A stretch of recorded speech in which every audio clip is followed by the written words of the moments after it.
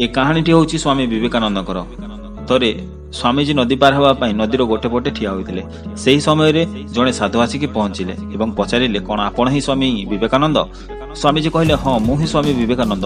पुणी साधु प्रश्न पचारे आपण एठी कौन करुचंती? स्वामीजी कहले मुझे डंगार अपेक्षा करिछि नदियार पटकू जीवाई। साधु जनक पुणी सन्देह दृष्टि पचारे कौन आपण सतरे स्वामी विवेकानंद?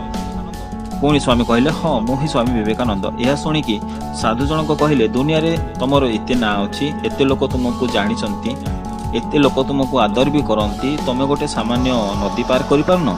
यह कहीकि साधु जनक नदी उपरे चली चलिकी पार हो गले एवं पुणी फेरी आसिले स्वामीजी पाखक आ कहले एते ज्ञान होइकी भी लोक माने मते चिन्हती नाही, तुम पाखरे तो ज्ञान भी नाही, तापरे भी लोक माने तुमको एते मानती। स्वामीजी हसिकी साधु को कहले तुमको ये विद्या शिखापी केते समय लगी? साधु जनक कहले 15 वर्ष समय लगी।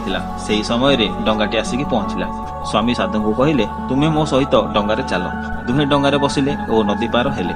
डंगारू ओह्लैवा परे स्वामीजी गोटे टंकार कॉइन बाहर कले, निजर एवं साधुंर 50-50 पैसा भड़ा देते।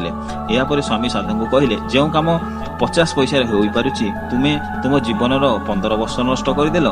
से समय जदि तुम्हें समाजर मंगल पाई काम कर तुमको भी सारा दुनिया जानी था जेमिति मते आदर करछंती तुमको भी सेमती आदर करथांते। सेथिपाई मते स्वामीजी कहती। तो ए कहानी आमे कौन शिखिले? आमे तो आमर अधिकांश समय एमिति काम नष्ट करथांती जहाँकि आमर लक्ष्य हासिल करने पाई जरूरी नुहे।